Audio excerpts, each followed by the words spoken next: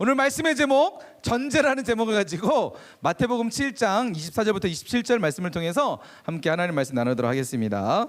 여러분, 전제가 뭐죠? 전제의 뜻이 뭐죠? 전제의 뜻. 전제가 뭐예요? 여러분, 오늘 설교 노트 지금 그 주보에 나오면은 전제의 사전적 의미는 무엇입니까? 라고 되어 있어요. 적으세요. 자, 전제의 사전적 의미를 찾아보니까 이런 거래요. 어떤 사물이나 현상을 이루기 위하여 먼저 내세우는 것. 자, 뭐라고요? 전제가 어떤 사물이나 현상을 이루기 위해서 먼저, 이 중에 앞에가 먼저 내세우는 것. 그러니까 어떤 사물, 어떤 현상이 일어나기에 앞서서, 그것이 일어나기에 앞서서 먼저 내세우는 것이 전제라는 거예요. 이렇게 들으면 조금 뭔가 알 것 같은데, 전제라는 의미는 뭔가 알 것 같은데 좀 잘 이해가 안 될 수 있어요. 이렇게 좀 쉽게 설명해 볼게요. 여러분, 혹시 그 사회 시간에 이거 배웠어요? 국가를 이루는 세 가지 요소. 나라를 이루는 세 가지 요소 뭐죠? 나라가 되려면, 국가가 되려면 이 세 가지 요소가 딱 이루어져야 나라로서 인정을 받을 수가 있습니다. 뭐죠? 자, 그죠? 영토 나왔어요. 영토. 또 뭐 있어요? 국민. 그죠? 국민이 있어야겠죠? 영토도 있고 국민이 있어요. 또 마지막에 뭐예요? 네? 주권이 있어야죠. 그래서 국가를 성립하는 세 가지 조건이 뭐라고요? 국민, 주권, 영토. 이 세 가지가 있으면 나라로서 인정을 받을 수 있대요. 나라로서 그 존재 가치가 이제 생겨나게 되는 거예요. 자, 여기서 세 가지 조건인 국민, 주권, 영토가 전제예요. 국가를 만들기 위해서, 한 나라를 만들기 위해서의 전제가 뭐냐면 국민, 주권, 영토가 바로 전제라는 거예요. 여러분, 만약에 이 중에 한 가지가 없으면 어떻게 될까요? 네, 국민이 없고 국민이 없으면 주권도 없겠죠. 네, 영토만 있어요. 여러분, 나라로 수 있을까요? 국민과 영토는 있는데 주권이 없어요. 여러분, 네, 이건 나라로서 의미가 없는 거죠. 나라로서 가치가 없는 거죠. 자, 그래서 어떤 전제를 가지고 있느냐가 정말 중요한 거예요. 여기 세 가지 중에서 예를 들어서 국민, 주권, 그 다음에 돈 있으면 나라일까요? 나라가 아닐까요? 예, 나라가 아니겠죠. 그죠? 나라를 이루는 세 가지 조건은 이 세 가지가 전제가 됐을 때 나라가 된다는 거예요. 전제라는 것은 어떤 사물이나 현상을 이루는 데 있어서 먼저 내세워져야 되는 거. 그죠? 어떤 하나의 결과가 일어나기 위해서 먼저 내세워져야 그 결과가 성립이 된다는 게 바로 전제라는 단어예요. 여러분, 조금 이해하기가 좀 어려울 것 같은데 이제 설교를 들으면서 이 내용이 좀 더 구체적으로 여러분 이해될 것 같아요. 여러분, 지금 우리 지난 한 주간 동안 여러분 특세하고 있죠? 특세하는 사람 한번 손 들어볼까요? 특세 열심히 하고 있어요. 목사님이 여러분 손 내려보세요. 목사님이 여러분 알지 모르겠지만 여러분의 그 내용들 다 보고 있어요. 여러분 올리는 것들 다 보고 이렇게 잘 올리는지, 졸면서 썼는지 아니면은 대충 썼는지 보니까 가지각색이더라고요. 가지각색. 마지막 느낀 점 쓰라 했더니 열심히 살겠다, 새로운 것을 깨달았다, 빙하가 뭔지 알았다, 뭐 이렇게 되게 어떤 형식적이고 초등학교 수준의 어떤 내용들을 써는 친구들 많아요. 네, 목사님이 다 마음에 다 담아놓고 있어요. 여러분, 목사님 되게 소심해가지고 마음에 다 담아놓고, 목사님 뒤끝이 있어요. 여러분, 자, 보니까 여러분 지금 열심히, 그래도 나름대로 열심히 하는 친구들 정말 많이 있더라고요. 새벽 5시에 일어나서 하는 친구들도 반절 있고 6시에 일어나서 하는 친구들도 있고, 그래서 홈페이지에 6시 59분에 목사님 막 피가 말리도록 하기 위해서, 목사님 막 지금 막 발 동동거리게 하려고 6시 59분에 올리는 사람도 있는데, 목사님 지금 전화 받은 사람도 있을 거야. 한 6시 40분 정도에 목사님이 다 전화를 드려요. 이렇게 안 올리는 사람들 위주로 전화를 해요. 막 3번 4번 전화하는 친구들도 있는데, 여러분 잘 들으세요. 특세하는 친구들, 목사님 전화를 새벽에 받고 싶은 친구들은 6시 40분까지 안 올리면 돼요. 그러면 새벽에 목사님이 전화를 합니다. 죽을래? 빨리 올려. 자, 이렇게 전화를 하는데, 자, 우리가 지금 한 주간 동안 창조 과학에 대해서 함께 살펴보고 있습니다. 그죠? 여러분, 많은 것들 깨달았죠? 내가 그동안에 알지 못했던 것들, 그리고 그동안에 그냥 몰랐던 것들뿐만 아니라 잘못 알았던 것들도 이번 시간들을 통해서 새롭게 깨닫게 되고 알 수 있는 시간들이지 않을까 생각이 듭니다. 목사님도 새롭더라고요. 예, 많은 것을 좀 알게 되더라고요. 그리고 이렇게 성경과 그다음에 과학이 분리되지 않는다라는 것들을 또 많이 깨닫게 되었습니다. 그래서 이재만 선교사의 성경으로 풀리는 빙하 시대, 그래서 이 빙하 시대와 관련된 내용들을 지금 하고 있습니다. 어제는 메모드에 대한 이야기 했었죠? 네. 메모드가 뭐예요? 예? 메모드예요? 자, 메모드에 대한 내용들을 어저께 쭉 진행했습니다. 이제 내일 또 새벽 5시에 진행되는데 혹시라도 여러분 특세를 참여했다가 지금 중등부가 지금 88명, 어저께까지 보니까 88명이 개근하고 있어요. 초반에는 92명인가 되는데 좀 떨어졌어요. 그래서 깜빡하고 졸아가지고 못 일어나가지고 못한 친구들도 있는데 괜찮습니다. 나 특세 개근 못했으니까 포기하지 마시고 그런 생각하지 말고 지금이라도 내일부터라도 한번 여러분 도전했으면 좋겠습니다. 그래서 새로운 역사를 만들어갈 수 있는 우리 중등부가 됐으면 좋겠습니다. 여러분 지금 그래서 계속해서 창조 과학에 대해서 우리가 하고 있는데 왜 우리가 이 창조 과학에 대해서 할까요? 왜 이게 중요한 걸까요? 창조 과학이 왜 중요할까요? 왜 중요해요? 왜 우리는 새벽 5시에 일어나서 이 영상, 졸린데 이 영상을 왜 봐야 되는 걸까요? 교회에서는 왜 이것을 해야 된다고 하고 이것을 특세의 12주, 그러니까 12강, 12일 동안 이것을 왜 하도록 하는 걸까요? 여러분 특세, 이 황금 같은 시간, 새벽 5시 가장 피곤하고 가장 꿀잠을 잘 수 있는 그 시간에 왜 우리는 이것을 하는 걸까요? 여러분 이유는 다 한 가지예요. 중요하니까. 여러분 중요하기 때문에 우리가 이걸 하고 있는 거예요. 왜 중요할까요? 여러분 창조과학이 왜 중요하냐면 목사님이 첫날 사회를 보면서 이런 얘기를 했어요. 우리가 살아가는 세상은요 너무나 많이 진화론적 창조과학과 창조론과 전혀 반대되는 진화론적 사상이 너무나 많이 우리가 알게 모르게 깔려 있다는 거예요. 여러분 학교에서 배우는 교과서조차도 진화론을 얘기하고 있어요. 학생들에게 가장 영향력을 줄 수 있는 교과서에 진화론을 얘기하고 있다는 거예요. 이 사실은 그러니까 창조론에 대해서, 창조과학에 대해서 모르면 우리는 그 진화론을 그냥 당연하듯이 우리의 삶 가운데 받아들이게 된다는 거죠. 여러분 뿐만 아니라 진화론은요 우리의 교과서뿐만 아니라 우리의 삶의 곳곳에도 진화론이 너무나 많이 깔려 있어요.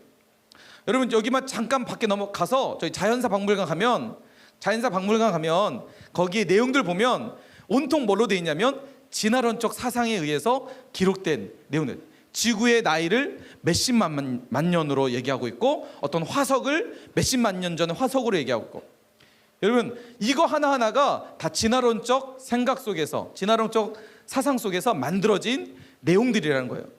성경과 전혀 반대되는, 오히려 성경을 배제한 내용이 바로 진화론이라는 거예요. 근데 여러분 이 진화론이 이렇게 우리 삶 가운데 너무나 많이 있기 때문에 우리가 창조과학, 창조론에 대해서 우리가 알지 못하면 우리는 무분별하게 이 진화론을 수용할 수밖에 없다는 거죠. 여러분 그래서 우리가 살아가는 세상, 우리가 지금 접하고 있는, 경험하고 있는 곳은 진화에 대해서 너무나 당연하게 생각하고 있는 세상을 살고 있습니다. 목사님 최근에 유튜브에 잘잘법이라는 유튜버를 봤어요. 혹시 여러분 본 사람 있어요? 역시 여러분은 그런 거 안 보. 여러분은 뭐 봐요?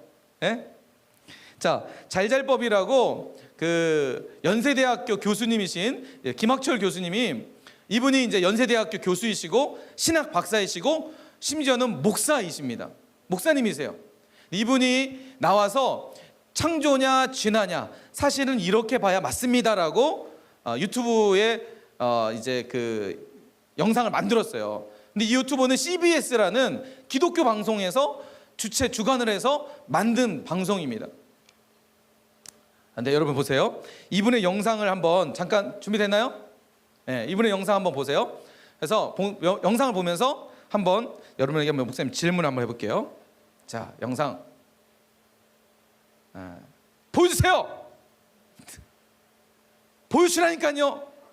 천동설을 포기하면 곧 신앙을 포기하는 것이라고 믿었던 보고 싶어요. 그 당시의 중세의 특정한 사람들을 보고 우리가 다시 해주세요. 그런 거 아니에요. 다시. 천동설을 포기하면 곧 신앙을 이거 안 보이는데? 라고 믿었던 그 당시의 중세의 특정한 사람들을 보고 우리가 그런 거 채널 아닌데. 화면을 바꿔줘야지. 화면을 3번 컴퓨터 3번 됐어요? 자, 여러분, 우리가 지금 창조과학에 대해서 한 주간 배웠기 때문에 여러분이 이분의 강의를 들으면서 문제가 있습니다. 이분의 강의를 보면 문제가 있어요. 그 문제가 뭔지 한번 찾아보세요. 자, 영상 보여주세요. 천동설을 포기하면 곧 신앙을 포기하는 것이라고 믿었던 그 당시의 중세의 특정한 사람들을 보고 우리가 그런 거 아닌데 그렇게 생각하잖아요.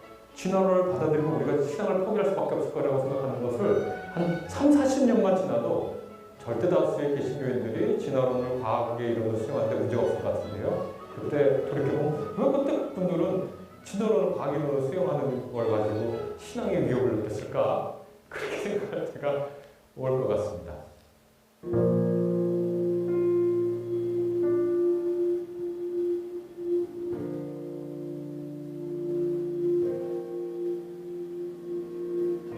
생명에 관련되고 생명이 창조냐 진화냐 이런 물음들 앞에서 우리가 제일 먼저 취해야 할 때는 겸손한 겁니다. 한 목사님이 자신은 진화론에 반대한다. 진화론이라는 게 원숭이가 사람 됐다는 얘기고 오늘날 원숭이가 하나도 사람으로 되는 원숭이가 없지 않냐. 그래서 자기는 진화론을 믿을 수 없다. 이렇게 이제 얘기를 하는 거를 들어본 적이 있습니다. 그 얘기를 들으면요, 중학교, 고등학교에서 배웠던 모든 사람들이 저건 진화론 잘못 알고 있는 거네? 그렇게 얘기할 겁니다. 지금 이 방송을 보는 분들에게 한번 물어보고 싶습니다. 진화가 뭔지 한번 정의해 보시라. 몸 알릴 것 같긴 한데 쉽게 입에서 나오질 않아요. 그렇죠?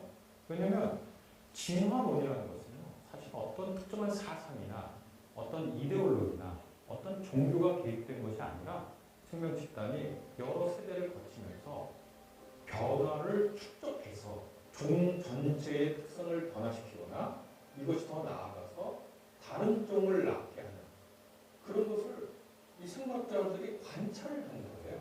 그걸 화석을 통해서는 DNA나 유전자를 추적할 수 있습니다. 그것을 보고 이런 현상들을 추적해서 진화론이라는 과명으로 서술하는 겁니다. 설명하는 겁니다. 예를 들면 우리가 물리학 같은 데서 질량 보존의 법칙이 있다. 만유인력의 법칙이 있다. 어떤 자연 현상을 관찰하고 그것 배후에 있는 어떤 원리들을 이론으로 정식화해서 말하려고 하는 것과 같습니다. 아무리 보수적인 기독교인이라고 해도 질량 보존의 법칙을 시비 걸지 않아요. 반박하려고 노력하지 않아요. 그런데 진화론에 관련돼서는 시비 걸려고 하고 반박하려고 하는 기독교인들이 있습니다. 왜 그럴까요? 그것은 성서에 이 세상이 하나님의 창조로 됐다고 이렇게 기록되어 있기 때문이거든요. 그래서 그것을 문자 그대로 과학적 사실로 읽는 분들은 진화론과 이른바 창조론은 서로 양립할 수 없고 성서의 말씀이 문자적으로 과학적으로 사실이기 때문에 진화론은 틀렸고 이른바 창조론, 저는 창조론이라는 말하고 창조과학이라는 말을 구분해서 쓰는데요. 창조론, 이른바 창조론이에요. 제가 말할 땐 창조과학의 주장을 옳은 것으로 이렇게 얘기를 하거든요. 제가 이제부터 거기에 대해서 몇 가지 말씀을 드리려고 합니다. 자, 여기까지만 볼게요. 자, 이분의 강의 내용을 보면 여러분 뭐가 문제인 것 같아요? 문제가 별로 안 느껴져요? 우리 창조론, 창조과학 한 주간 했었잖아요. 뭐가 문제인 것 같아요? 준서야, 뭐가 문제인 것 같아? 전혀 문제가 안 느껴져요? 오케이. 자, 이분은 보면 여러분 신학 박사시고요. 그 다음에 목사님이세요. 성경을 가지고 얘기하고 있고요. 성경과 과학과 관련된 내용들을 얘기하고 있어요. 그런데 여러분 결론부터 말씀드릴게요. 이분의 가장 중요한 문제가 뭘까요? 진화론을 일단은 베이스로 깔고 있어요. 진화론이 사실이라는 것을 받아들이고 그것을 가지고 이야기하고 있다는 거죠. 그죠? 이분은 진화론이 잘못되지 않았다라고 얘기하고 진화론은 사실이다라고 말하고 있어요. 여러분 진화론이 사실인가요? 여러분 만약에 이분이 그렇게 얘기를 한다면 정말 여러 가지 문제가 있어요. 자, 이분이 얘기하는 성경은 성경이고 진화론은 그냥 결론이 거예요. 이분의 강의를 보면 성경은 성경이고 진화론은 과학의 하나의 이론이다. 과학의 하나의 이론이기 때문에 성경과 대립되지 않는 거다. 근데 자꾸만 창조 과학자들이 성경 진화론이 문제가 있다고 얘기하는데 3, 40년만 흐르면 그것은 전혀 문제가 아니다라고 얘기할 것이다라고 얘기를 하고 있어요. 그러니까 성경은 성경이고 진화론은 진화다라고 얘기하고 있는데 좀 전에 얘기했죠. 질량 보존의 법칙이나 어떤 그 만유인류 법칙 가지고 기독교인들이 시비를 걸지 않는데 왜 진화론에 가지고 시비를 거는지 모르겠다 얘기를 하잖아요. 여러분 그 이유에 대해서 설명할게요. 여러분 진화론이 왜 문제일까? 만약 이분의 이야기처럼 진화론이 과학적 이론이라면 여러분 진화론이 가지고 있는 내용이 뭐예요? 사람이 어떻게 만들어졌죠? 그렇죠. 원숭이죠. 여러분 성경의 창세기 1장에 하나님이 마지막 여섯째 날 누굴 만드셨어요? 사람을 만드셨죠. 그런데 진화론에 의하면 그것은 하나님이 만드신 것이 아니라 원숭이가 진화해서 만들어진 거죠. 하나님이 만들었다고 할 수 없는 거예요. 하나님의 형상대로 하나님이 사람을 만드셨는데 하나님의 형상 자체가 그럼 뭐가 되는 거예요? 원숭이가 되거나 아주 미세한 박테리아가 되는 거죠. 그게 하나님의 형상이라고 얘기하는 거예요. 창세기 1장부터가 이분의 그 의하면 진화론에 의하면 성립될 수 없는 것이죠. 예. 엄청난 문제예요. 이거 하나만 가지고도 문제라는 거예요. 사람을 하나님이 만드셨는데 그러면 하나님이 사람을 만들지 않는 것이 되는 거겠죠. 그죠? 예. 사람은 뭐가 요새요? 박테리아죠. 그래서 이런 사람들, 이분과 같은 사람들이 이분과 같은 어떤 이런 생각을 가지고 있는 사람들 보통 뭐라고 하냐면 유신 진화론이란 진화론자라고 얘기해요. 이게 뭔지 아세요? 유신 진화론자? 자, 성경도 믿고 진화도 믿는 사람들이에요. 유신 진화론자 어떤 사람들이라고요? 성경도 믿고 진화도 믿는. 여러분 빅뱅 우리 지난 이재만 선교사님 오셔서 우리 교회에서 빅뱅에 대한 이야기 했었어요. 그죠? 여기 빅뱅이 뭐죠? 우주의 시작을 얘기하잖아요. 그죠? 우주가 대폭발을 통해서 빅뱅이라는 폭발을 통해서 우연히 지구라는 행성이 만들어졌고 그 지구라는 행성에 우연히 생명체가 존재하게 되었고 그 생명체가 진화를 통해서 우연히 자연 선택에 의해서 지금의 세상이 됐다라고 하는 것이 빅뱅의 이론입니다. 어떤 과학자들이 이렇게 해요. 하나님이 빅뱅을 하게 하셨다라고 얘기해요. 그러니까 빅뱅은 우연히가 아니라 하나님이 하신 거다라고 얘기해요. 근데 여러분 이것도 정말 잘못된 거예요. 빅뱅조차도 하나님 하셨다면 지구도 우연히 만들어진 거예요. 그러니까 하나님은 빅뱅만 하셨고 지구에 만들어진 거예요. 하나님 빛을 만드시고 물을 만드시고 하늘을 만드시고 참새를 만드시고 이런 모든 것들은 진화론에 의하면 빅뱅 원리에 의하면 자연 선택에 의해서 만들어진 거예요. 하나님이 전혀 개입하지도 않은 자연 선택에 의해서 존재하게 됩니다. 여러분 진화론이 가지고 있는 가장 큰 의미가 뭐예요? 자연 선택이거든요. 여러분 내가 이 땅에 지금 살고 있는 것은 사람이 된 것은 진화론에 의하면 사람이 된 것은 환경이 그렇게 선택을 해서 존재하게 되었기 때문에 하나님이 만드셔서 하나님이 이 땅 가운데 우리를 존재하게 하신 것이 아니라 자연이 그렇게 만들었다라고 얘기하는 거예요. 그러니까 여러분 진화론은요 철저하게 신적 존재를 배제시켜요. 철저하게 신적 존재를 배제시키고 그 자리에 무엇을 넣냐면 우연에 의해서 만들어진 자연이 선택한 것에 의해서 만들어진 존재. 여러분 이건 신앙이라고 할 수 없는 거죠. 그러니까 여러분 유신 진화론은요 정말 위험한 게 뭐냐면 여러분 이것은요 신천지와 다를 게 없어요. 신천지도 성경을 가르쳐요. 신천지 엄청난 이단 사이비 종교단체잖아요. 신천지도 성경을 가르치고요 성경을 이야기해요. 근데 왜 우리는 그들을 이단이라고 할까요? 이단이 뭐죠? 다를 이의 끝단이에요. 끝이 다르다는 거예요. 앞에 내용은 비슷해요. 아까 쯤에 얘기했던 이 교수님도 내용은 비슷해요. 성경 얘기하고요. 우리가 창조과학, 창조론에 대해서 모르면 이분의 이야기가 맞는 것처럼 느껴져서 우리도 어느 순간에 유신 진화론자가 되는 거예요. 성경도 나는 하나님도 믿지만 진화도 사실이야. 여러분 지금도 어떤 그 생물학자들이 그것을 관찰을 통해서 종의 변화를 얘기했는데, 여러분 우리가 이재만 선교사님을 통해서 여러분 창조과학에 대해서 배웠지만 종의 변화가 있을까 없을까요? 무슨 말이냐면 개구리가 막 하늘을 보니까 막 너무나 날고 싶은 거야. 막 그렇게 처음부터 막 뛰었어. 개구리가 뛰다가 날고 싶은다가 뛰다 보니까 어느 순간에 개구리의 등에 날개가 생긴 거야. 하도 뛰다 보니까 날고 싶어가지고. 그러면서 점점 진화해서 새가 됐다는 거야. 여러분 개구리와 새는 다른 종이에요. 종. 그죠? 종의 변화는 있을 수 있을까 없을까요? 없다는 거예요.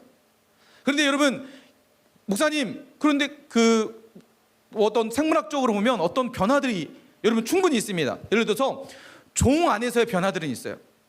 예를 들어서 목사님 집에 지금 푸들이라는 강아지가 있어요. 푸들. 목사님 집에서 강아지를 키우는데, 여러분 푸들이라는 종이 하나님이 만드셨을까요? 만들지 않았을까요? 그렇죠. 여러분 개라는 종을 하나님께서 만드셨겠죠. 그 개라는, 그러니까 개라는 종끼리 우리 흔히 말하는 똥개, 잡종 얘기하잖아요. 여러분 그것은 하나님이 처음 창조 때 만든 것도 아니겠죠. 근데 종과 종을 통해서 뭐예요? 그 종 안에서 어떤 뭐랄까요? 다른 종이 아니라 그 종 안에서 만들어지는 거예요. 그것이 이 생물학자들은 뭐라고 얘기하냐면 진화라고 얘기하는 거예요. 그건 진화가 아니라는 거예요. 진화로 얘기한다면 그들이 얘기하는 진화는 종의 변화예요. 종의 변화. 개구리가 새가 되거나, 그죠? 어떤 물고기가 뭐 사자가 되거나 이런 것들을 얘기하는 거예요. 이건 전혀 맞지 않다는 거죠. 여러분 지금 이 사람이 가지고 있는 전제가 뭐예요? 김학철 교수님이 가지고 있는 전제가 뭐예요? 진화라는 전제를 밑에 깔고 그 위에 성경을 올려놓은 거예요.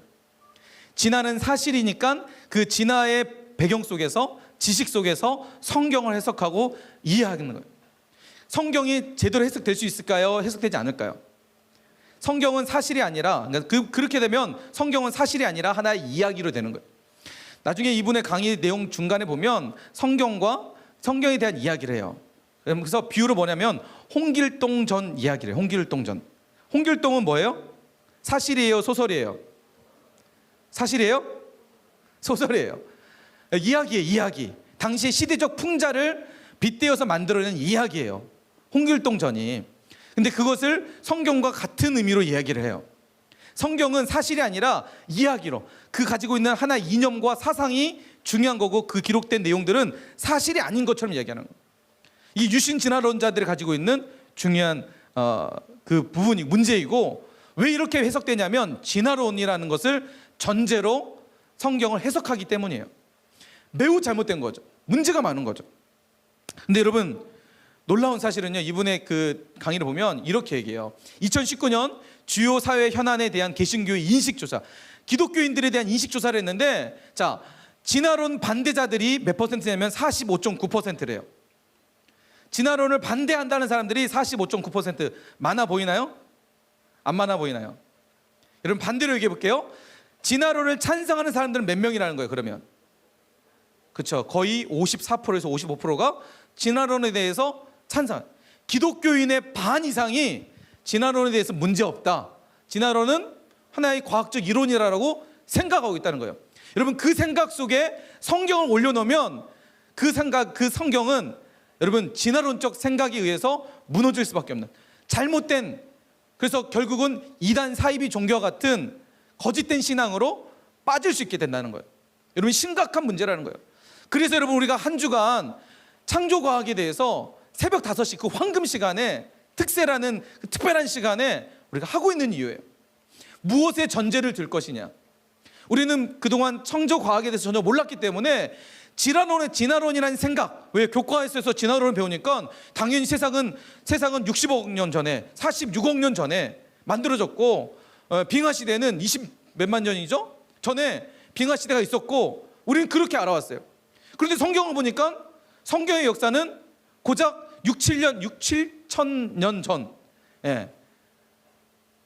지구의 과학자들이 얘기하는, 진화론자들이 얘기하는 46억 년 전과 성경이 얘기하는 7천 년 전, 8천 년 전과는 전혀 다른 계급처럼 보는 거죠. 그러니까 이런 과학적 지식, 진화론적 사상을 내가 딱 있으면 46억 년 전에 했는데 그런 관점으로 성경을 보면 창세기 자체가 이해가 안 되고 성경 자체가 해석이 안 되는 거예요. 잘못된 거죠. 여러분 기억하세요. 성경은 사실입니다. 믿으세요? 모두 아멘 하겠습니다. 성경은 사실입니다. 여러분 성경은요 하나의 만들어지는 이야기가 아니라는 거예요. 만약 만들어진 이야기라면 오류가 있을 수밖에 없고 거기에는 문제가 있을 수밖에 없어요. 근데 여러분 우리의 창조 과학 시간을 통해서 이제만 성경 설명 강의를 통해서 성경이 얼마나 사실인지, 성경이 기록된 내용이 과학적 내용과 전혀 부합되지 않는다는 거 여러분 우리가 느낄 수 있었죠. 배울 수 있었죠. 만약 성경이 사실이 아니라면 과학적 내용을 대했을 때 문제가 생길 거예요. 해석이 안 될 거예요. 사람이 쓴 기록된 책이라면. 왜 그러냐면 성경은 여러분 지금으로부터 6,000년 전, 5,000년 전에 기록된 성경 말씀이에요. 그때는 어떤 과학적 지식, 과학적 내용 없었겠죠. 그런데 오늘날의 과학적 지식을 가지고 성경을 딱 대보니까 성경에 문제가 있어요, 없어요? 오류가 있나요, 없나요? 전혀 없다라는 거예요. 사실이기 때문이라는 거예요. 단 여러분 성경은요 과학적 책이 아니기 때문에 과학적 지식을 여러분에게 전달하기 위해서 기록된 내용이 아니에요. 그렇기 때문에 우리가 성경을 통해서 뭔가 과학적 지식을 얻는 것은 사실 어려운 부분이에요. 그러겠죠?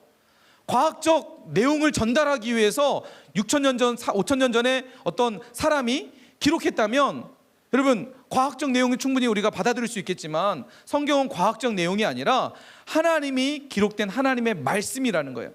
하나님의 백성들에게 구원받을 하나님의 자녀들에게 하나님의 주신 말씀이라는 거예요. 말씀이기 때문에 과학책이 아니라는 거예요.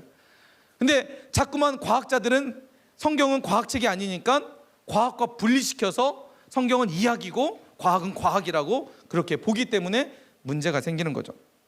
여러분 성경이 사실인 것이 왜 중요하냐면 여러분 우리가 성경이 사실이 아니라면 여러분 우리가 하나님을 믿을 이유가 없는 거예요. 그죠? 우리의 전 삶을 들여서 하나님을 따르고 그분의 앞에 내 전 삶을 드릴 이유가 없다는 거예요. 사실이 아니면. 사실이 아닌 것에 내 인생을 맡기기에는 너무나 무모한 짓이에요. 그죠? 홍길동전에 여러분의 인생 맡기겠어요? 예? 여러분 홍길동전에 여러분의 삶 전체를 그 홍길동전에 의해서 살아가겠어요? 여러분 그처럼 무모한 사람 없겠죠. 성경이 사실이 아니라면 바로 그런 것 같은 거예요. 그런데 우리가 지금 이 자리에 나와서 예배 드리는 건 뭐예요? 성경이 사실이라는 것을 믿기 때문이에요. 아멘. 여러분 이 자리에 앉아서 지금 예배하는 사람들 중에서 성경이 사실이라고 여러분 믿으시기 바랍니다. 여러분 안에 그런 믿음이 있어야 이 예배도 의미가 있는 거예요. 근데 예배 시간 앉아가지고 졸고 있거나 딴 생각하고 있거나 지금 다른 마음을 갖고 있다면 여러분 심각하게 고민할 필요가 있는 거예요. 자, 여러분 성경이 사실이라는 것이 왜 중요하냐면 여러분 성경 자체가 누구이시냐면 자 요한복음 1장 14절 말씀을 함께 큰 목소리로 한번 읽어봅시다. 자, 다 같이 고개 들고 요한복음 1장 14절 말씀 함께 읽어보겠습니다. 시작.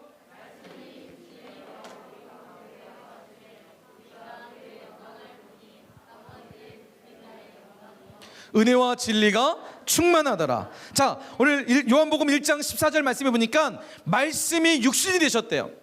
말씀이 육신이 되어 우리 가운데 거하심에 누구시죠? 누구를 얘기하는 걸까요? 말씀이 육신이 되신 우리 가운데 오신 분이 누구일까요? 그의 영광을 보니 아버지의 독생자의 영광이래요. 그분은 은혜와 진리가 충만하신 분이래요. 그분이 누구예요? 예수 그리스도라는 거예요. 말씀이 곧 예수 그리스도라는 거예요. 여러분 성경이 사실이라는 것은 내가 예수 그리스도가 실제하시고 살아계시고 우리의 구원자라는 것을 믿는 거예요. 여러분 이 믿음이 없으면 성경은 우리에게는 아무런 의미가 없는 거예요. 하나의 이야기로만 끝나는 거예요. 여러분 오늘 말씀으로 한번 넘어가 봅시다. 마태복음 7장 24절부터 27절 말씀을 봤는데 여러분 이 사실 말씀을 통해서 여러분 왜 우리가 어떤 생각을 가지고 어떤 전제를 가지고 우리가 신앙에 갔는지 우리가 삶 가운데 살아가야 되는지 말씀을 통해서 한번 봅시다. 자, 왜 이게 오늘 목사님이 앞에서 그렇게 설명했던 이 진화론과 창조 그다음에 전제에 대해서 왜 우리가 목사님이 중요하게 말씀을 했는지 오늘 말씀이 그것을 얘기하고 있어요.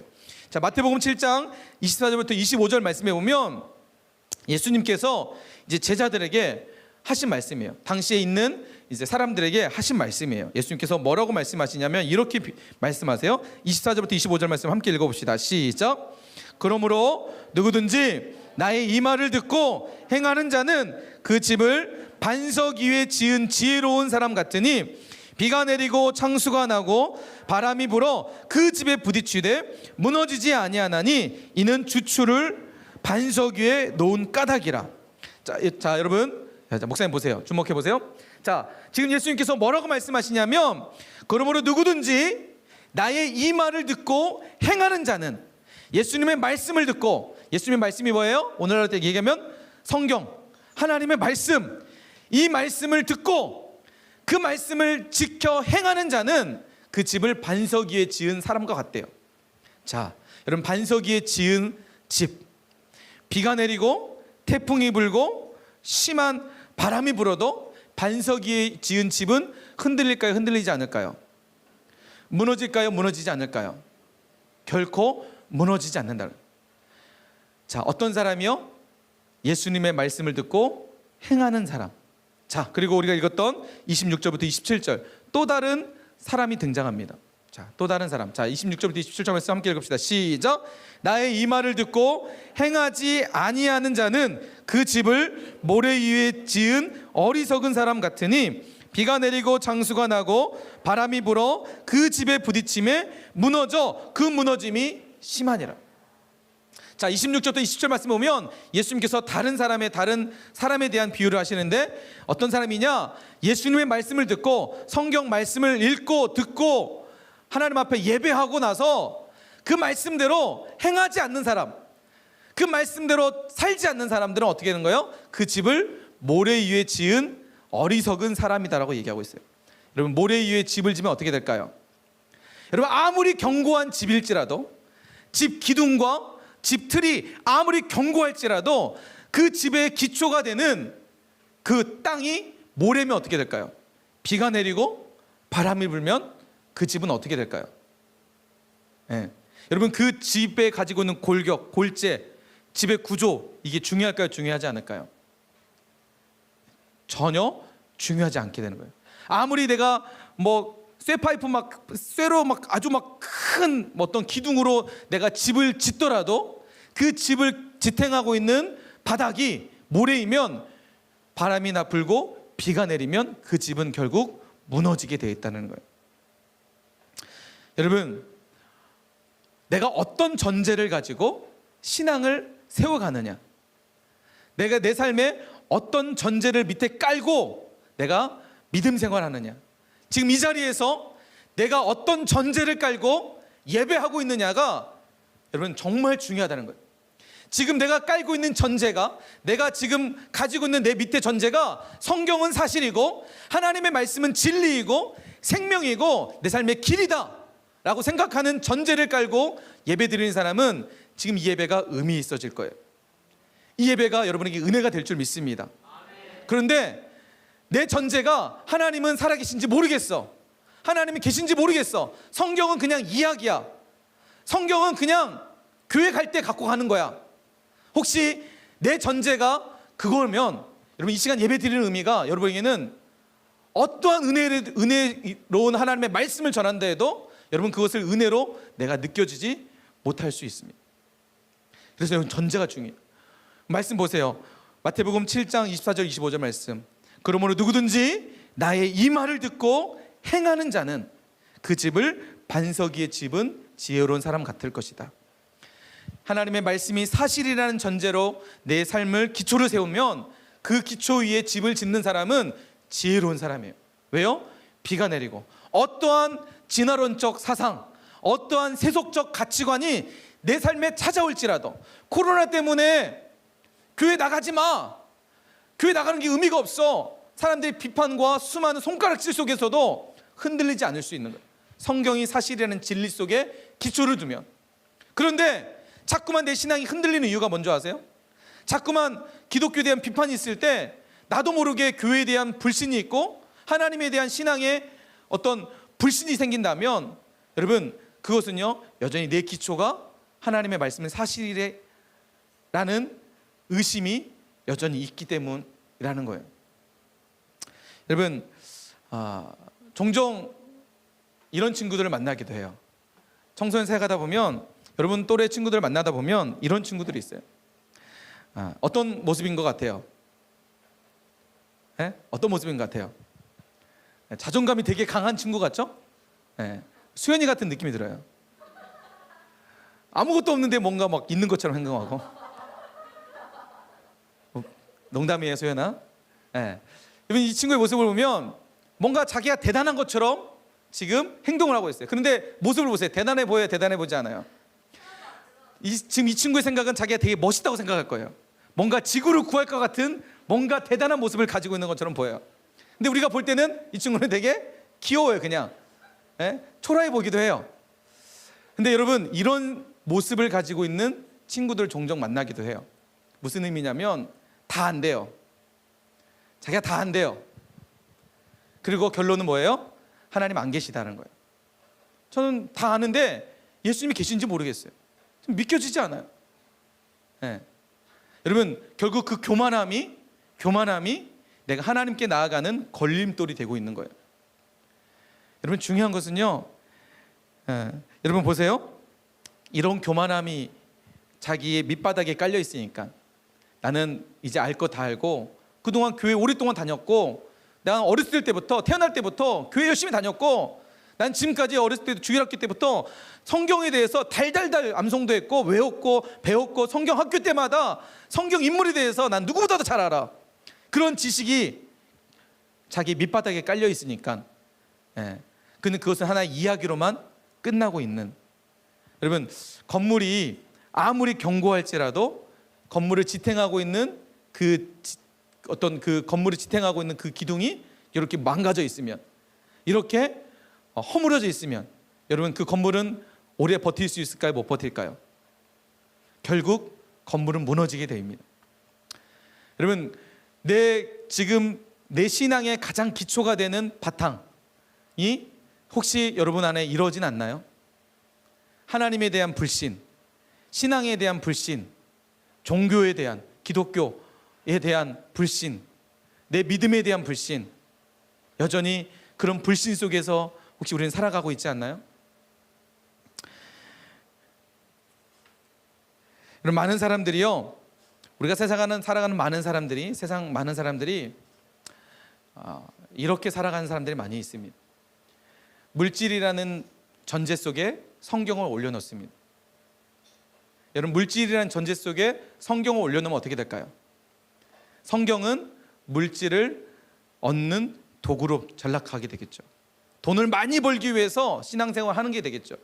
교회 열심히 다니는 이유, 내가 헌금을 열심히 하는 이유는 결국은 돈을 많이 벌기 위해서, 하나님께서 나에게 복 주시는 그 복을 내가 받고 싶어서, 내가 5,000원 11조 했으면 하나님께서 나에게 50만 원 주실 거라는 그런 전제가 나도 모르게 깔려지게 되는 거예요.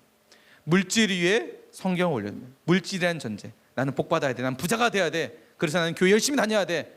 혹시 이런 사람이라면 이렇게 되는 거예요. 여러분, 학생 가운데 여러분 청소년들 이런 친구들 있을 거예요. 성적이 성경 밑에서, 성경의 전제 속에서 성경이 있는 친구들이 있을 거예요. 좋은 학교가 때로는 그것을 목적 때문에 성경을, 신앙의 전제가 성적과 학업이 되는 친구들도 있을 거예요. 여러분, 오늘 말씀처럼 우리가 어떤 기초를 둘 것이냐, 내 삶에 어떤 전제가 둘 것이냐, 여러분, 이게 우리 삶에 가장 중요하다는 사실입니다. 오늘 말씀 7장 24절부터 25절 말씀 다시 한번 읽어보면서 오늘 말씀을 정리하도록 하겠습니다. 우리 다시 한번 읽어볼까요? 자, 시작.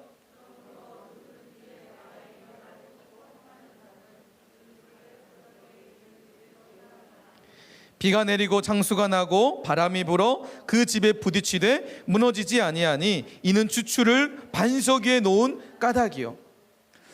여러분, 재미있는 사실을 먼저 아세요? 26절 27절 말씀에 보면 어리석은 사람이 등장하잖아요. 그 사람은 어떤 사람이었죠?